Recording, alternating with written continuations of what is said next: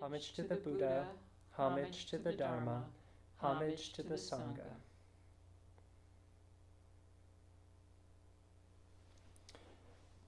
So, I'm going to talk a bit about the precepts in daily life. If I understand correctly, you all have talked previously about the precepts and went over them in terms of 1, 2, 3, 4, 5, etc.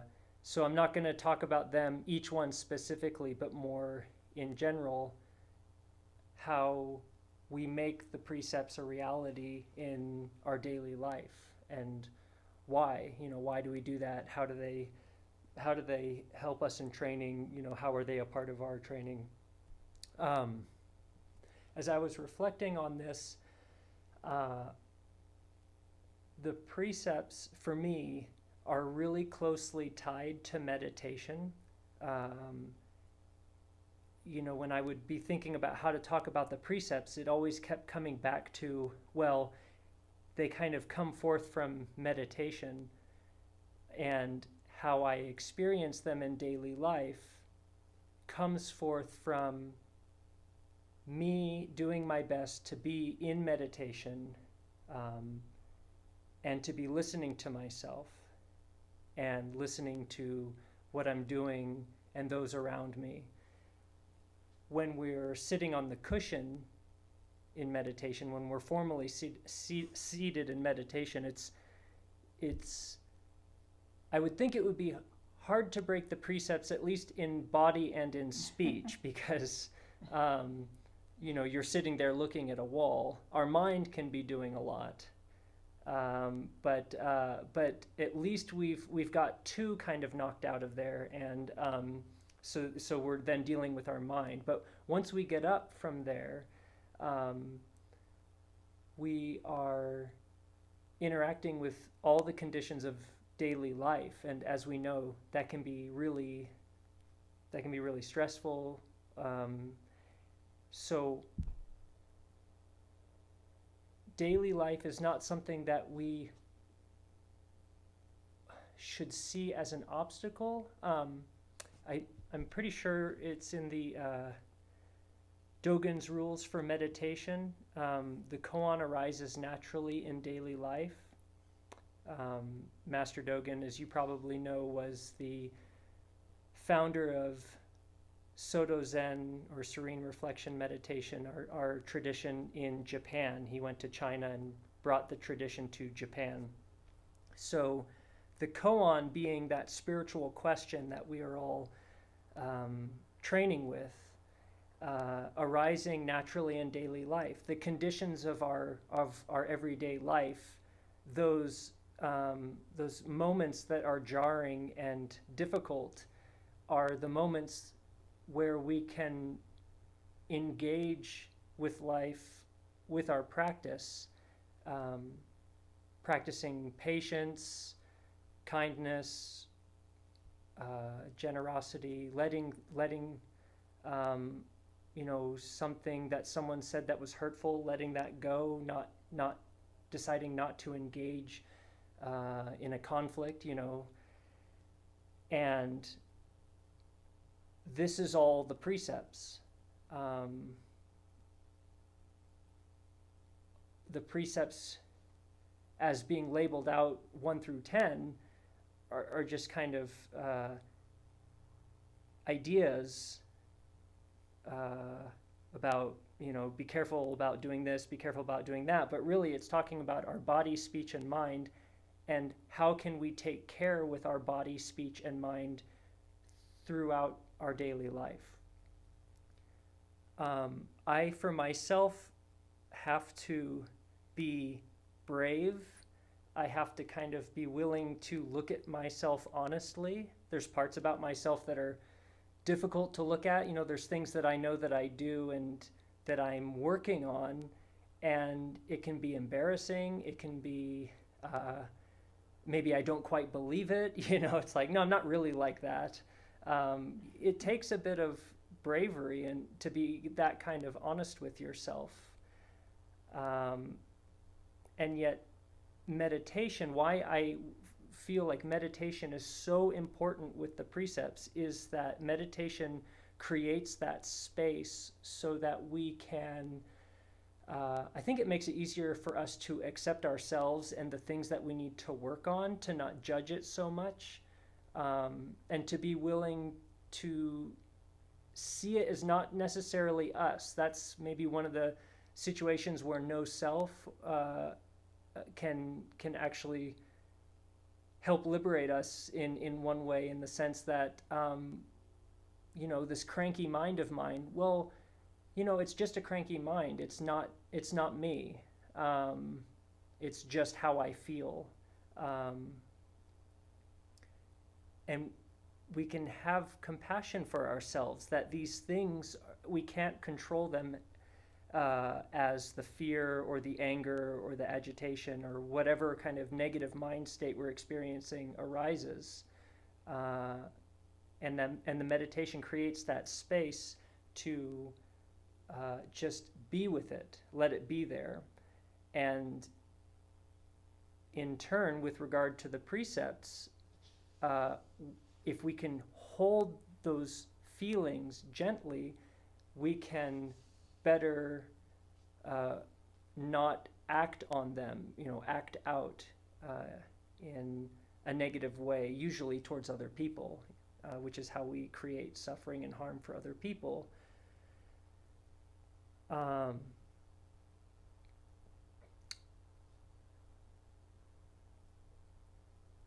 The precepts are, usually there's ones that we have difficulty with. So again, thinking of it in terms of body, speech, and mind, and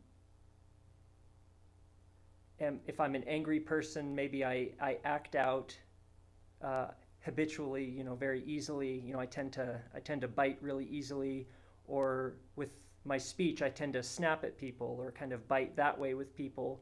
Or maybe we're really quiet and it's just our mind is just running around, and we're kind of either beating other people up in our mind or ourselves. For me, when I started training, I was 22. I was a senior in college, and part of my culture at the time was drinking and smoking. And I encountered Buddhism, and it made a lot of sense, and I really jumped into the practice. And I was offered an opportunity to take the precepts, and that seemed good to do. So I took them. And then I moved to China literally the day after I took the precepts, and lived in China for a year. And there was this really interesting struggle that I had to learn to look at and sit still with, which was, why am I knew the fifth precept, we say it as don't sell the wine of delusion, but really it's, there is the not selling the wine of delusion, and part of that is very much tied into not abusing intoxicants. And for me, that was really tough, because the culture is, you go out on Friday night and you just get blasted and with your friends. And I always would feel, there was always this part of me that would kind of feel like I wanted to do better. And it wasn't that was necessarily bad either. There was just something there, and I knew this even before I took the precepts. I knew this going into the precepts. I thought, gosh, can I actually keep that one? And Reverend Master Oswin, my teacher, he said, don't worry about trying to keep them all perfectly. Just let the precepts work on you. And that would be my advice, which is why I'm telling this story about myself, is that I had enough trust in his advice, and I had enough whatever to just kind of let there be that space. I don't remember really formally meditating a lot, but I think even though I wasn't sitting a lot, the heart, there was something when our intention is to train, something is sitting still and something is working on us. And I would get drunk with my friends and have a great time, and there would always be this part of me that would be reflecting about it afterwards and kind of feel dissatisfied. That's a great way to talk about it. I would always be dissatisfied. And over the next few years, I just had to see how, I tried to quit drinking, I tried to quit smoking, and it just, for me, made life so weirdly complicated, trying to be in one world. It was like I was trying to be in one world, two worlds at the same time. And I just had to see how kind of dissatisfied I was with that. And that example, I think we probably have things like that in our own lives. The precepts, when you look at them specifically, do not kill, do not steal, etc., we usually will find a few that we habitually engage in. And when we meditate and sit still with that, I think it's natural that we will feel that kind of dissatisfaction with wanting to do better, which again, that's a do better without judging ourselves, from the point of view of training. And that's why compassion is so important with the precepts. We have to have compassion for ourselves and for other people too, even people who aren't Buddhists. Everyone's training in one sense. And even if they're not aware of it, everyone's doing their best. And so compassion is so important, because this isn't a God that is judging us. These aren't commandments. And I'm sure when you all talked about the precepts, maybe, this point came up, but these aren't commandments that God has given to us, don't do this. This is, the precepts are an expression of our true nature. They're an expression of enlightened action. And it is our Buddha nature.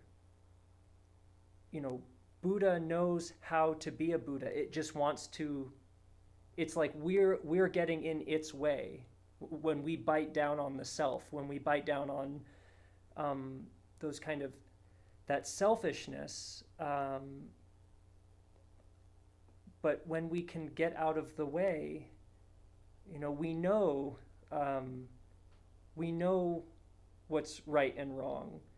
And again, going back to the meditation, the more we can ground ourselves in meditation, the more we can create that space that will open up and let out that natural, that true nature, that enlightened action that just knows how to be. We don't have to intellectualize it so much. We know in our guts, like, nah, that doesn't feel right.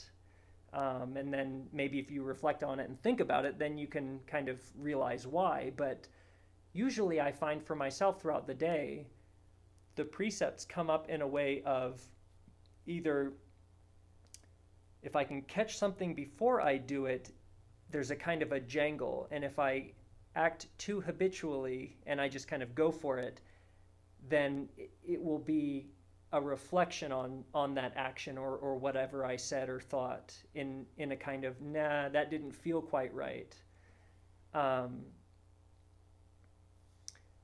And Reverend Master Jiyu used to use the analogy of a rock tumbler. That I guess if you have, my sister likes rocks a lot, kind of not, I don't know that they would fall into the category of gems, but, kind of precious, semi-precious stones or whatever. And so every once in a while she'll send me one, and they're really beautiful, and they're usually polished, they're kind of shiny and polished. And I guess to do that, you would put it in a machine and it would tumble it, and it would knock off all the hard edges, and then you'd have some fine grit or sand, and it would very gently kind of finish polishing the thing. Well, for the monks at the monastery is our rock tumbler. For you all out in the world is your rock tumbler. Our daily lives is our rock tumbler.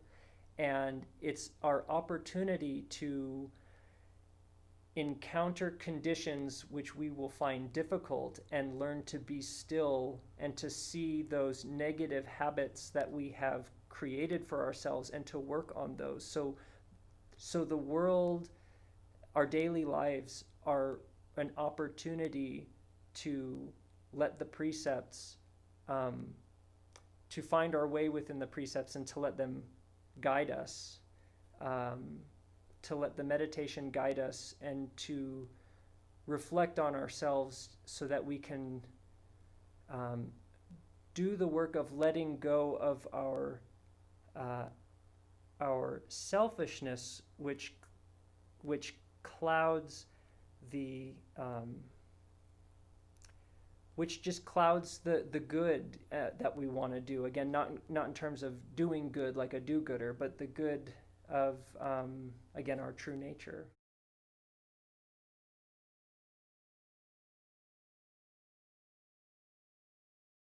I'm going to be talking about faith, and because it's an important aspect of our Buddhist training, that what faith is.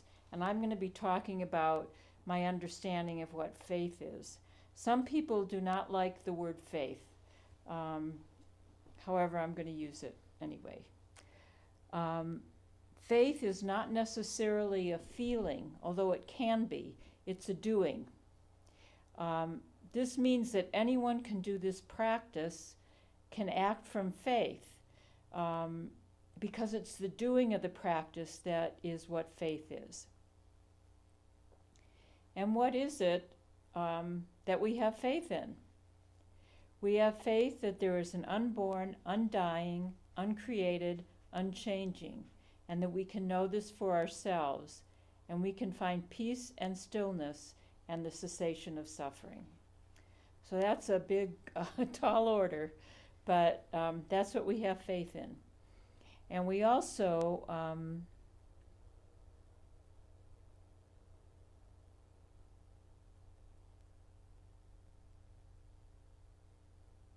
there is faith that this is just another way of saying the same thing, that there is something deeper than our thoughts, feelings, opinions, how we view the world, something that is real. And that is what I saw in Reverend Master Jiyu when I first came here, that was so important to me. There was something that was real there, and there was, it was a real certainty and a real being there. There is the faith that we and all beings are within the unborn, undying, and that we can know this for ourselves by doing the meditation, trying to keep the precepts, and being mindful as best we can in our daily lives. So the Buddha spoke about the unborn and the undying in the Udana scripture, and you may have heard this. I'm just going to read. It's called Verses of Uplift. And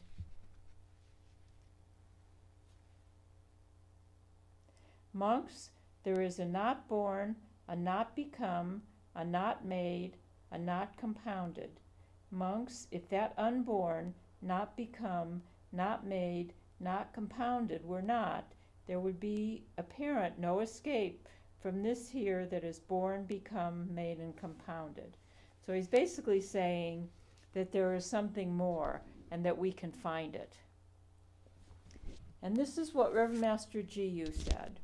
And I'm sure some of you have read this before, but I think it gives a really good description of the unborn. And she calls it the Lord of the House. And this is in How to Grow a Lotus Blossom. And she says, the Lord of the house remains eternally in meditation, in eternal training, unmoved, unhasting, silent. All creatures are born and die as the world understands death.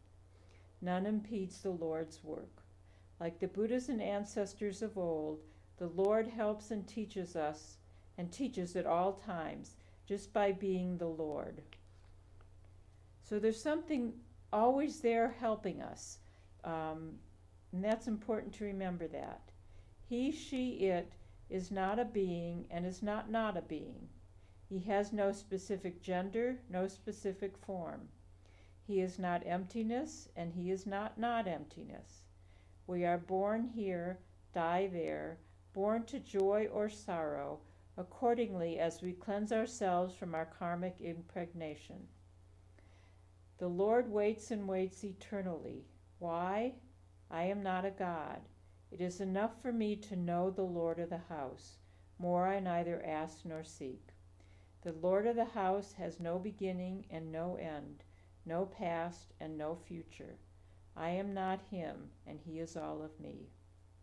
For centuries, peoples have caused Buddhism to suffer under the belief that it was a way of life and not a religion.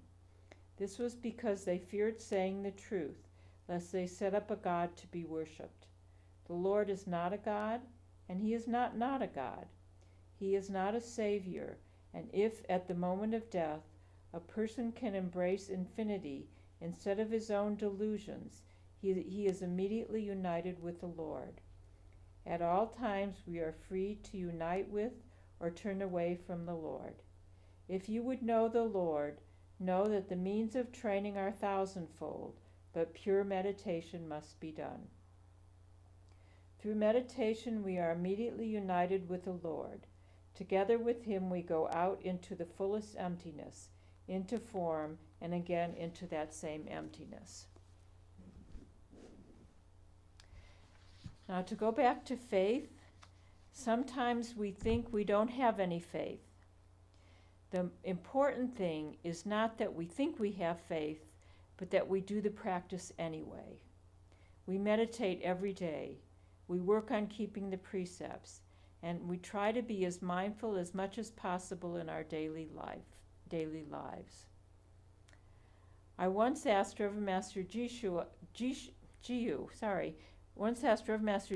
about my lack of faith. This was in my early days as a monk, and I felt like I had absolutely no faith. And she said, well, why do you get up every morning and go to the meditation hall and twist yourself up like a pretzel? And what she was referring to was the meditation posture, and saying, though, that even though I didn't feel like I had any faith, here I was going to the meditation hall every single morning and meditating. And when I look back after 5 years of being here, I could see that my faith had grown. And even in the beginning, I must have had faith because I came to the monastery. Why would I come if I didn't believe there was something? And I stayed. Now it's 47 years later, and I'm still trying to do my training. And monks and lay trainees who have been training for a long time hold out their faith. They show us that we can change. And I think this is a really important thing, that we can change. We can find stillness and peace, and we in turn hold out our faith to others. Sometimes we offer our faith, and sometimes someone else's faith helps us. We're all helping each other. That's the Sangha treasure. When Reverend Master Jiyu went to the Far East, she believed that she was suffering because of the way the world was. And I know that's what I believed too when I came to the monastery. She had been through World War II, and there had been so much cruelty and death. But she soon learned that it wasn't because of the way the world was, it was because of how she was. Like all of us, she had greed, anger, and delusion that arose within her mind. She did not see things clearly as they truly were. She knew that she could act from anger and cruelty and be unkind. She knew that she had to change herself.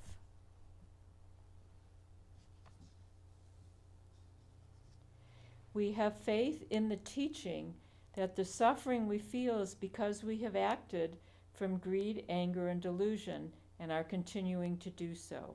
This is one aspect of faith, that this is the cause of our suffering.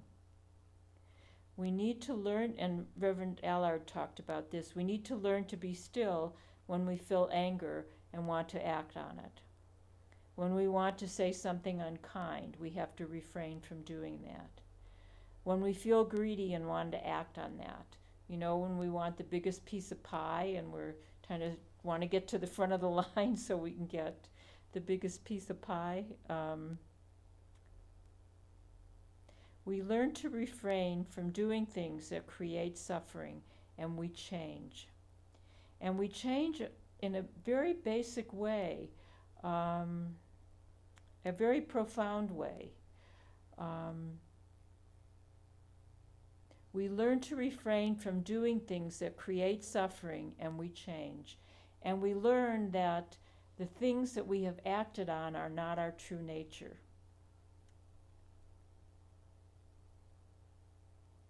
We have faith in our ability to change. Even if we make the same mistake over and over again and feel the suffering that the mistake creates, we eventually stop doing it. So I remember as a younger monk, when I noticed that I'd done the same thing, I'd acted from greed again, and I thought, oh my God, there you go again. But at that point, I thought it's not going to do anybody any good if I go down the spiral into despair over I'm the same person I have been all along. I was kind to myself, so that was learning something, and I decided I was really going to try not to do that again. So we do eventually stop doing the things that create suffering, but it can take a while. And we eventually stop doing it partly because of the suffering and partly because we are opening to our true nature, our Buddha nature. And our Buddha nature, let's see, what did I say? And we want to act from that because that is who we truly are. And our Buddha nature does not want to do unkind things, does not want to get angry. That comes from the self. Our Buddha nature is still.